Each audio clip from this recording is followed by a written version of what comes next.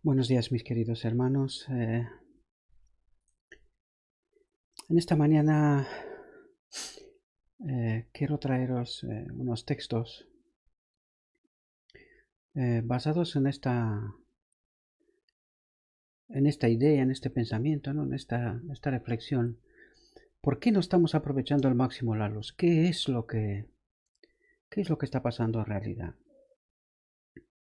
Y vamos a partir de ese texto, ¿no? Que para mí es un texto importante, creo que revela una verdad y una situación que, que personal creo que nos sigue pasando. Ha pasado toda la historia y por desgracia sigue pasando, ¿no? Eh, es el texto que los vimos en la última reflexión también, ¿no? Dice, solo tenemos los destellos de rayos de luz que aún están por llegar.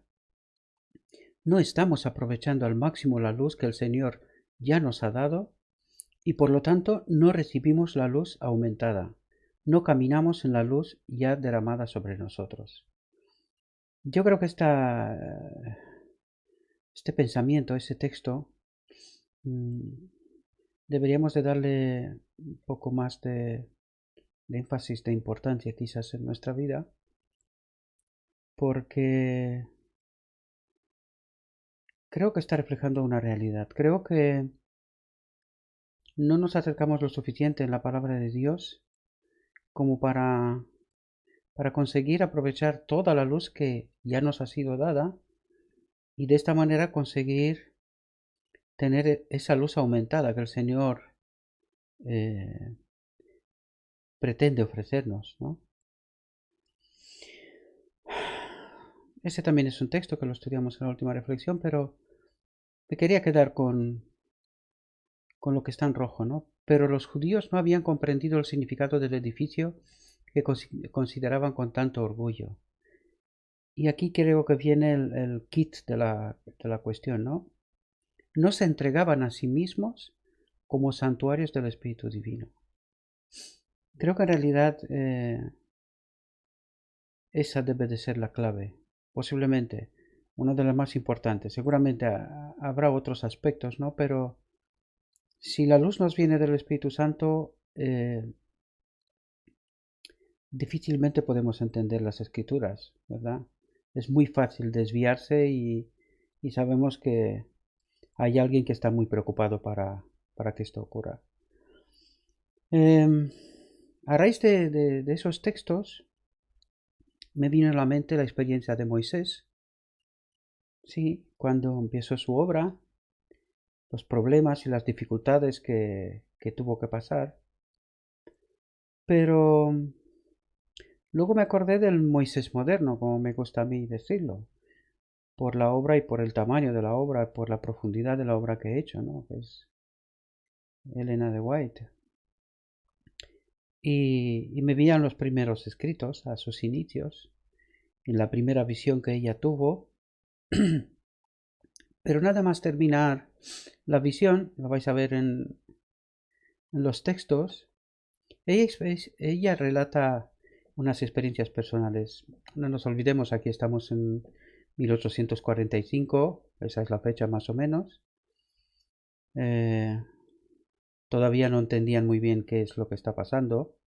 Habían partido de Daniel 8:14, 2300 tardes y mañanas, y todavía no entendían qué ha pasado, por qué no vino Cristo, en fin, todavía estaban en los inicios de lo que entendemos hoy por el adventismo actual, ¿no?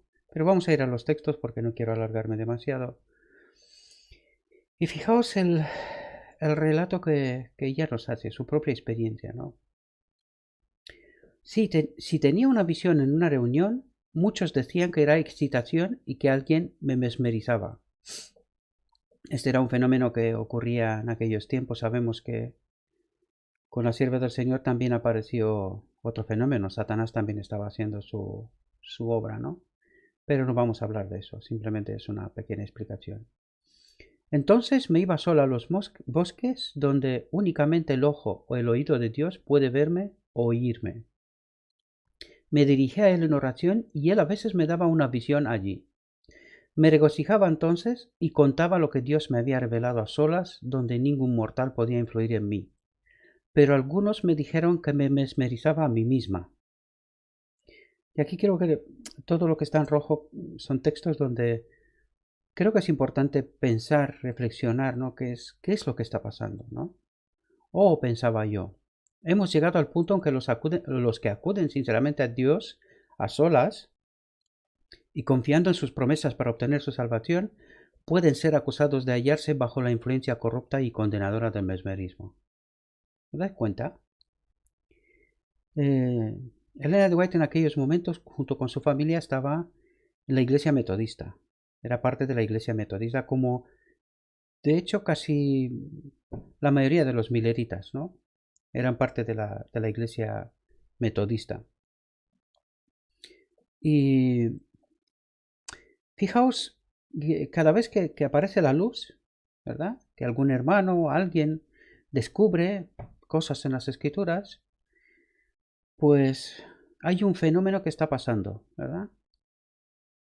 Y precisamente eso es lo que pretendo y lo que quiero traer delante de vosotros hoy, porque es que ha pasado siempre, en todas las edades. Si os fijáis, desde Moisés hasta los profetas, a Jesús mismo y hasta los tiempos modernos, me refiero a Elena de White, pero no solamente, incluso hoy día, cada vez que alguien estudia profundamente y cuando estudias te encuentras textos, la luz va creciendo, ¿verdad? Entonces, cada vez que estás intentando compartir esa luz, pues hay un problema. Hay un problema. Os pido disculpas porque en el ordenador hay más cosas que están funcionando y se ve que, no sé, cada vez que estoy grabando se pone todo el mundo a mandar mensajes, ¿no? Pero sigamos. ¿Pedimos pan a nuestro bondadoso Padre Celestial para recibir tan solo una piedra o un escorpión? Y fijaos, estas cosas herían mi ánimo y torturaban mi alma con una intensa angustia, que era casi desesperación, mientras que muchos procuraban hacerme creer que no había Espíritu Santo. ¿Os fijáis? Fijaos que, y aquí solamente quiero resaltar eso porque creo que va a tocar hablar de esto, porque creo que la obra del Espíritu Santo no la entendemos, sabemos muy poco de ella y no nos atrevimos a meternos dentro de los textos y entender este fenómeno, ¿no? ¿Cuál es la obra? ¿Qué es? ¿Cómo actúa? ¿Cómo es cuando lo molestamos? ¿Qué es lo que está pasando? ¿Verdad? Porque si la luz viene a través del Espíritu Santo, yo creo que es fundamental entender este fenómeno. Pero bien, sigamos el texto por ahora y en algún otro momento tocaremos, yo creo que más bien pronto que tarde tocaremos este asunto, ¿no? Porque es necesario entenderlo. Y que todas las manifestaciones que habían experimentado los santos hombres de Dios no eran más que mesmerismo o engaños de Satanás. ¿Os dais cuenta? O sea, cuando viene la luz, no sé por qué, pero es que no hacemos más que decaer, tropezar con la misma piedra una y otra vez, una y otra vez. Y con eso no quiere decir que está claro que una moneda tiene dos caras. Está claro que Dios manda su luz, sus siervos, su entendimiento a las personas, ¿verdad? Él las escoge, no somos nosotros, ¿no? Pero es verdad que también hay personas que guiados por otros espíritus traen falsa luz.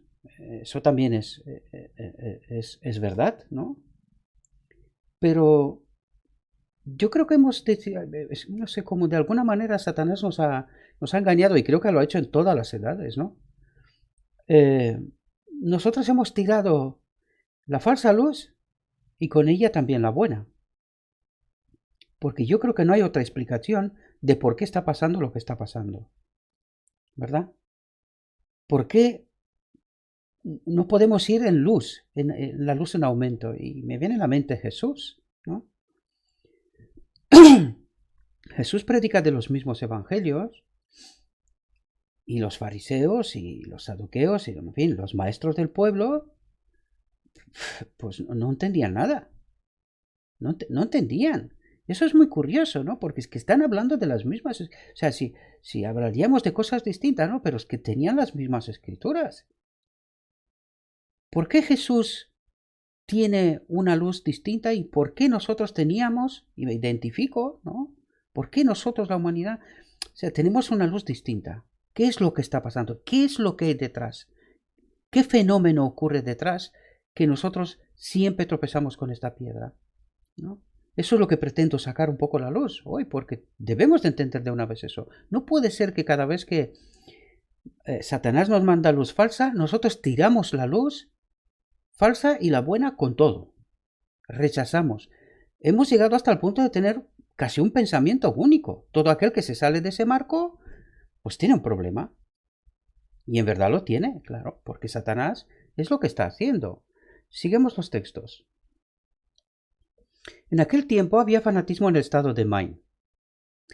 Algunos evitaban todo trabajo y despedían de la fraternidad a cuantos no querían aceptar sus opiniones al respeto, así como algunas otras cosas que ellos consideraban deberes religiosos. ¿Os dais cuenta? Este es el pensamiento único. Es cuando te quedas a una forma, una doctrina, unas dogmas. Pasó con la Iglesia Católica, pasa con nuestra Iglesia. Yo me refiero a la nuestra porque es la que conozco, ¿no? Pero cada vez que viene luz, la rechazamos ya, de plano. Y en este caso era la Iglesia Metodista, ¿no? Y ya nos habla de su Iglesia.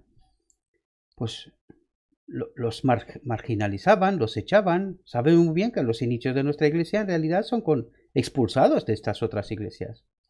Elena de White fue expulsada de esa iglesia a causa de esas opiniones, ¿verdad? Yo creo que eso es un error. Y cuanto antes conseguimos darnos cuenta de esta situación, quizás antes podemos remediar este asunto. No puede ser que todo aquel que no piensa igual que todos los demás, a lo mejor tiene luz de lo alto. ¿Por qué no nos podemos a investigar juntos y averiguar, oye, puede ser que sea la luz o puede no serlo, ¿verdad? Sigamos el texto. Dios me reveló esos errores en visión y me envió a sus hijos extraviados para que se los declarase. Pero muchos de ellos rechazaron rotundamente el mensaje y me acusaron de amoldarme al mundo. Fijaos, ¿no? Por otro lado, los adventistas nominales me acusaron falsamente de fanatismo. Cuando dice adventistas nominales, eran ese pequeño grupo que a raíz del Daniel 8:14 descubren la profecía de los 2300 tardes y mañana y ya estaban estudiando, ya se estaban juntando e intentando entender las escrituras, ¿verdad? Y a eso los llama ella adventistas nominales. Aunque luego de ese grupo surge la iglesia adventista, ¿no? Y algunos con impiedad me llamaban dirigente del fanatismo. Hay un paralelismo aquí, ¿no? Sigue pasando hoy. Todavía sigue pasando hoy. Que en realidad yo estaba procurando corregir. Claro, ahora veremos qué es lo que estaba corrigiendo ella. Diferentes fechas fueron fijadas en repetidas ocasiones para la venida del Señor. Como no había venido en octubre, como estaban esperando, pues no paraban de poner fechas, pero sin tener una base sólida, ¿no? Y se insistió en que los hermanos las aceptasen, esas fechas, ¿no? Esas otras fechas. Pero el Señor me mostró que todas pasarían, porque el tiempo de angustia debía transcurrir antes de la venida de Cristo, y que cada vez que se fijara una fecha y ésta transcurriera, ellos no podrían sino debilitar la fe del pueblo de Dios. Por enseñar esto, se me acusó de acompañar al siervo malo que decía en su corazón, mi Señor tarda en venir. ¿No os parece que la historia se repite una y otra vez? Y que detrás de estos hermanos, porque, o sea, yo no me quiero parar en las personas, sino la influencia que esas personas tienen. No sé si os acordáis cuando Jesús, al mismo Pedro, en ocasiones le dice que está inspirado por el Padre, por el Espíritu Santo, y en otras ocasiones está inspirado por el mismo diablo. Y se lo está diciendo, la misma persona. Pero ¿por qué estaba ocurriendo eso? ¿Por qué ocurre eso? Porque no tenía una base sólida del Mesías, ¿verdad? Esta gente no era de los eruditos, no era de la gente que estudiaba. Y ya sabemos que lo que estudiaba pues tampoco lo conocían y lo aceptaban, ¿no? Pero lo que quiero delatar, o sea, lo que quiero traer es el fenómeno que ocurre detrás de nosotros mismos. ¿Para quién somos vasos? Porque hay veces que somos vasos para Dios y otras veces que somos vasos para el Espíritu Santo. ¿Pero por qué ocurre eso?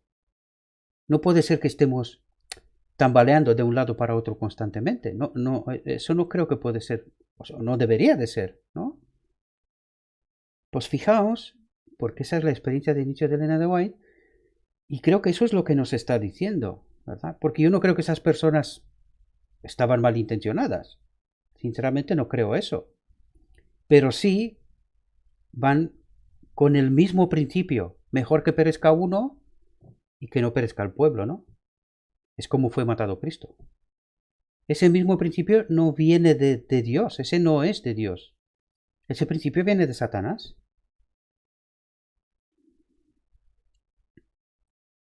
Sigamos. Todas esas cosas abrumaban mi ánimo y en la confusión me veía a veces tentada a dudar de mi propia experiencia. Y eso es lo que está haciendo Satanás. Desmoralizarnos, aplastarnos, llegando hasta el punto de desear morir. O sea, te ves como una persona inútil, no sirve para nada, no te cree nadie, no ves ningún apoyo, solo. Claro, es cuando Satanás te destroza. Eso me acuerda de Jesús en el desierto, los 40 días, ¿no? ¿Y qué es lo que estaba intentando Satanás hacer ahí? Aplastarlo, matarlo, destruirlo, ¿verdad? Pues esa experiencia también la tenemos nosotros. Mientras orábamos en la familia una mañana, el poder de Dios comenzó a descansar sobre mí y cruzó por mi mente el pensamiento de que era mesmerismo y lo resistí. Fijaos, lo que hace la duda, ¿no? Te hace resistir al Espíritu Santo, al Espíritu de Dios. Inmediatamente fui herida de mudez y por algunos momentos perdí el sentido de cuanto me rodeaba. ¿No es esa la desconfianza de Adán del Edén? ¿Os dais cuenta cómo trabaja Satanás? O sea, la llegó hasta el punto de desconfiar de Dios y de la fuente de lo que le venía. Y acababa de tener su primera visión, una de las grandes visiones, que a nosotros como adventistas nos gusta mucho y solemos conocerla. Hay algunas otras que no nos gusta tanto y por eso no las conocemos tanto, pero bueno, las trataremos aquí también, para ver qué es lo que está pasando. Pero ¿os dais cuenta lo que está haciendo Satanás? Intentando que desconfiemos de nosotros mismos, desanimarnos, inutilizarnos en realidad. Sigamos. Vi entonces mi pecado al dudar del poder de Dios y que por ello me había quedado muda, pero que antes de 24 horas se desataría mi lengua. Esta fue la promesa del Señor, ¿no? Se me mostró una tarjeta en que estaban escritos en letras de oro el capítulo y los versículos de 50 pasajes de la Escritura. ¿Os dais cuenta? ¡Qué capacidad! Esta mujer solo tenía 4 clases. O sea, tenía muy poco estudio. A ver quién es el inteligente que es capaz de memorizar 50 pasajes de la Escritura perfectamente. ¿Os dais cuenta? Eso es lo que estaba intentando Dios hacer. Que recobre confianza, ¿verdad? Después que salí de la visión, perdí por señas la pizarra y escribí en ella que estaba muda, también lo que había visto, y que deseaba la Biblia grande. Tomé la Biblia y rápidamente busqué todos los textos que había visto en la tarjeta.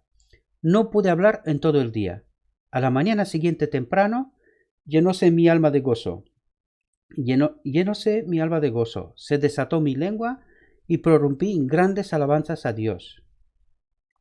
Y eso creo que es un texto clave para todos aquellos que estudian la Biblia y que por alguna razón hay hermanos alrededor que buscan desanimarlos, desalentarlos, porque en realidad lo que Satanás está intentando hacer es que no estudiemos las Escrituras. Si total, sea, de una manera subliminal, no creo que hay malicia ni nada por estilo. O sea, no estoy intentando ser malo, sino que estoy intentando resaltar el fenómeno. ¿Qué es lo que está detrás de lo que vemos? De lo que aparentemente creemos que está pasando. Sino que Satanás está intentando, fijaos, lo mismo es que me viene ahora en la mente, lo mismo que en el tiempo de la Iglesia Católica y Lutero, ¿no? Solamente la Iglesia Católica tenía la potestad y la capacidad de interpretar las Escrituras. Y hoy parece ser que tenemos que ceñirnos a que si alguien es pastor, tiene la verdad. Y si no lo es, pues ya está descarriado, ¿no? Parece ser que este es el pensamiento que yaces así de fondo, ¿no? Detrás. Yo creo que eso es un error. Pensad solamente en cuántas ocasiones Dios escoge eruditos. Me refiero desde Moisés y hasta el tiempo presente. ¿Os dais cuenta? Escoge gente que es capaz de asumir aquello que Dios le da y que tiene ciertas características que es capaz de transmitir ese mensaje. Y que casi en todas las edades al final acaban siendo matados, ¿no? Hoy por hoy no pasa porque la sociedad es diferente, ¿no? Pero sí que hay una especie de matar, marginalizar, desconfiando y hablando mal de la persona y tratándolo como si fuera una oveja descarriada, ¿no? Y no digo que no pueda haberlo, sí, pero yo creo que en lugar de marginalizar y en lugar de tratar de echarlos fuera, ¿no? Quizás sería bueno tratar de explicar qué es lo que se entiende, qué es lo bueno, qué es lo malo de todo ese pensamiento. Y si hay algo que realmente es bueno, ¿por qué no asumirlo? ¿Por qué no tratar de estudiarlo más a fondo? ¿No? A lo mejor hay luz. Porque si no, ¿cómo se explica que hay luz y no somos capaces de recibir luz aumentada? ¿Por qué no andamos en paz con ella? ¿Y por qué no andamos en paz con ella? ¿Qué es lo que estamos haciendo mal? Pues eso, tirar lo bueno y lo malo, tirarlo todo. Por miedo. Mejor que perezca uno y no un pueblo entero, ¿no? Ese es el mismo principio que Satanás utiliza. Sigue utilizándolo. En otras formas, más sutiles, ¿verdad? Pero al fin de cabo el principio es el mismo. Y ella termina. Después de esto ya no me atreví a dudar ni a resistir por un momento al poder de Dios. Pensaran los demás lo que pensaran. Y eso creo que es un texto de ánimo para todos aquellos que estudian la Biblia, que encuentran verdades, que encuentran más luz. Que da igual lo que piensen los demás. Sigamos estudiando. Eso sí, asegurémonos que aquello que estamos estudiando está en las Escrituras, está en el Espíritu Profecía y que somos capaces de construir una base argumentativa suficiente como para entender que es luz aumentada, que es nueva luz, ¿verdad? Y que tiene que surgir de antigua luz, ¿verdad? Bueno, espero que esta reflexión os pueda servir de algo. No tiene propósito malicioso ninguno. No me refiero a nadie en particular, aunque utilizo a veces, parece ser, ¿no?, que está apuntando a personas, pero en absoluto no se trata de eso. Creo que todos estamos sujetos a esas reglas, a esos principios, tanto del bueno como del malo, ¿verdad? Pero la diferencia lo hace que es que cuando nos colocamos en la luz, cuando vamos en paz con la luz, recibiremos más luz. Pero cuando no vamos en paz con la luz, pues ya sabemos lo que pasa, ¿vale? Que Dios os bendiga y que os analicen en vuestro estudio. Lo vuelvo a decir y lo seguiré diciendo siempre, por favor, no confiad, es una reflexión, es mi reflexión, que prefiero compartirla con vosotros, deseo compartirla con vosotros. Me gustaría yo también seguir reflexiones de otras personas, de hecho lo hago, ¿verdad? Porque solamente así podemos enriquecernos, solamente así podemos tener acceso a esa luz aumentada, que entre todos podamos entender cada vez más y que si puede ser, pues precipitemos la venida de nuestro Señor, ¿no? Si os ha gustado esta reflexión, os pido que le dais un me gusta, que la compartáis, y si no os gusta, pues no la compartáis y no le dais el me gusta, ¿vale? Oraré que el Espíritu Santo os acompañe y que entre todos seamos capaces de descubrir esa luz aumentada, esa nueva luz aumentada. Gracias. Amén.